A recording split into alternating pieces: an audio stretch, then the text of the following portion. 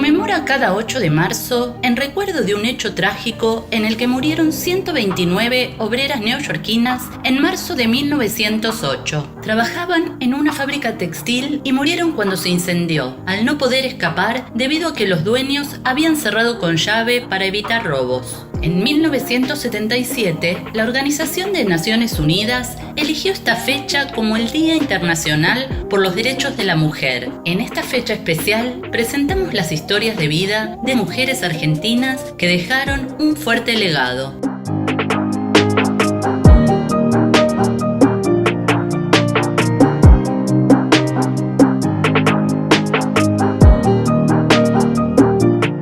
María Remedios del Valle fue una militar afroargentina. No se conoce la fecha de su nacimiento. Se estima que nació entre los años 1766 y 1767. Su madre era una persona esclavizada y descendiente del pueblo yoruba, originario de África Occidental. Remedios se crió en el barrio del Mondongo, donde hoy está Montserrat. Durante las invasiones inglesas de 1807, sintió que debía defender a su país y participó en las milicias urbanas de Buenos Aires. En 1810 se sumó junto a su familia al ejército del Perú, comandado por Manuel Belgrano. Durante 2 años participó en los combates y expediciones que llegaron hasta Potosí, en Perú. Durante el éxodo jujeño, Remedios perdió a su familia y fue herida de bala. Dicen que en toda su vida recibió 6 disparos. El éxodo jujeño fue una retirada del ejército del norte ante las fuerzas realistas. Compartió batallas con otra heroína de la patria, Juana Azurduy. Al igual que Azurduy, Remedios fue asignada capitana por Manuel Belgrano. Ambas tuvieron un rol destacado en la batalla de Ayohuma a fines de 1813. En esos tiempos, a Remedios empezaron a llamarla Madre de la Patria. Después de declarada la independencia, regresó a Buenos Aires y vivió en la pobreza, hasta que 9 años después fue reconocida en la calle por Juan José Viamonte, un militar que había peleado con ella, quien intercedió para que le otorgaran un sueldo. Falleció el 8 de noviembre de 1847 a los 80 años. En su homenaje, el 8 de noviembre se celebra el Día Nacional de las y los Afroargentinos y de la cultura afro. Rosario Vera Peñalosa nació en Atiles, La Rioja, el 25 de diciembre de 1873. Se recibió de maestra en la Escuela Normal de La Rioja y después estudió en el profesorado de Sarah Eccleston de Paraná. A los 20 años obtuvo el título superior de enseñanza. Fue maestra jardinera, docente de grado, profesora, directora y capacitadora pedagógica. En 1898 fundó el Jardín de Infantes de la Escuela Normal de La Rioja, que fue el primero de varios creados por ella en Buenos Aires, Córdoba y Paraná. Participó del primer Congreso Patriótico de Señoras en América del Sur, realizado en mayo de 1910 en Buenos Aires. Formó parte del armado del Instituto Bernasconi, la escuela que aún hoy sigue en funciones en Parque Patricio. Ahí fundó el primer museo para la escuela primaria, al cual dedicó 17 años de su vida. Murió el 28 de mayo de 1950, fecha que se toma para conmemorar el Día de la Maestra Jardinera y el Día de los Jardines Infantes. Cecilia Grierson nació el 22 de noviembre de 1859 en Buenos Aires y pasó su infancia entre Uruguay y Entre Ríos, donde su familia tenía campos. Su madre había abierto una escuela rural y ella ayudaba a dar clases cuando tenía apenas 14 años. En 1878 se recibió de maestra y obtuvo un cargo en la escuela mixta de la parroquia de San Cristóbal, en Buenos Aires.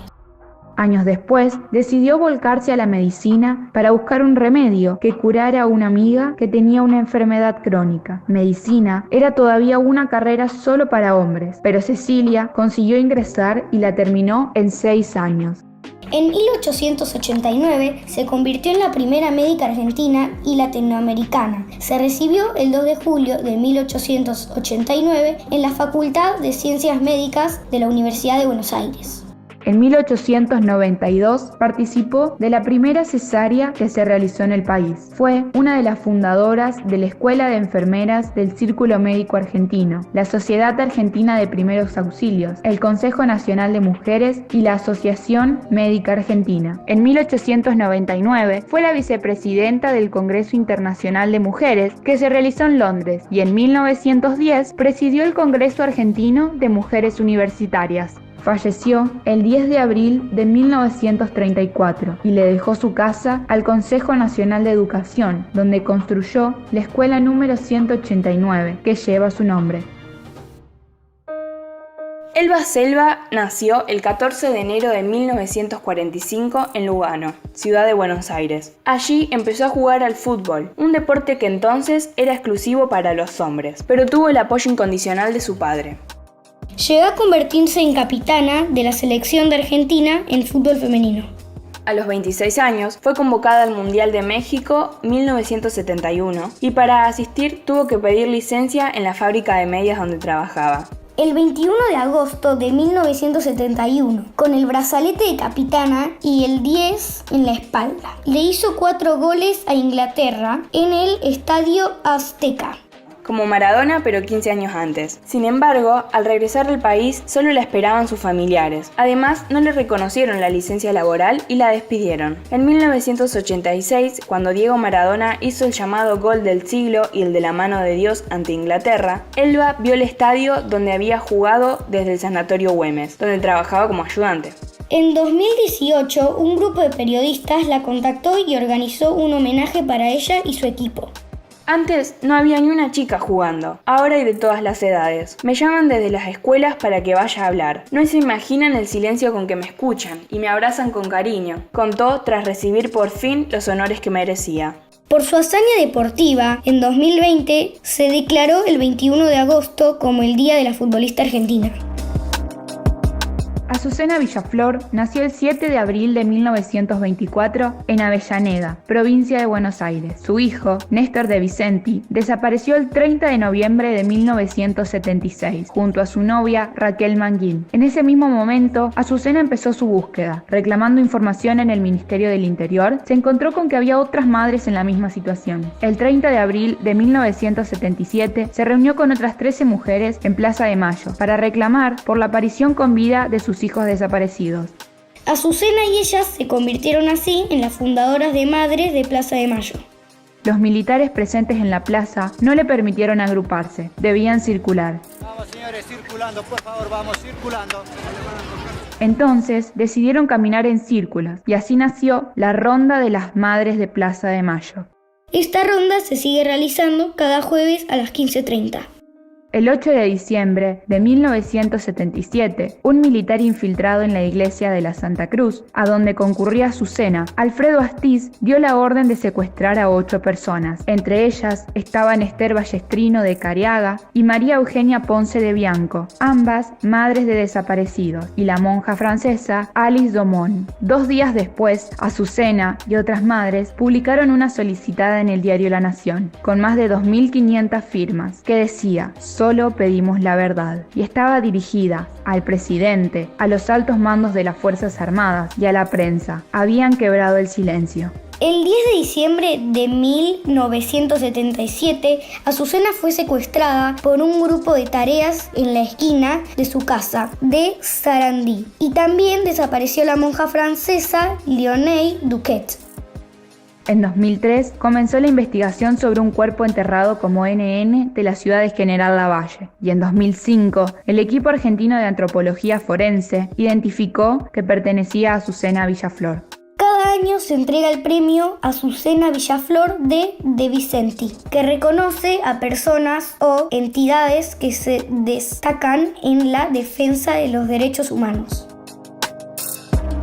Micaela García nació el 9 de agosto de 1995 y desapareció el 1 de abril de 2017 en Gualeguay, Entre Ríos. Su cuerpo apareció una semana después y el informe forense determinó que había sido violada y estrangulada el mismo día de su secuestro. Micaela era estudiante de educación física, militante del movimiento Evita y participaba activamente del movimiento Ni Una Menos.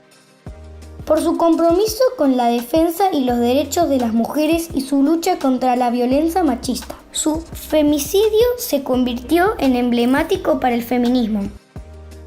Por su crimen fue detenido Sebastián Wagner, quien había sido condenado a 9 años de prisión por 3 violaciones sexuales, pero estaba en libertad condicional por decisión del juez de ejecución de penas de Gualeguaychú, Carlos Rossi. En el caso de Micaela, Wagner fue condenado bajo figura de femicidio a cadena perpetua. En diciembre de 2018 se sancionó la llamada Ley Micaela.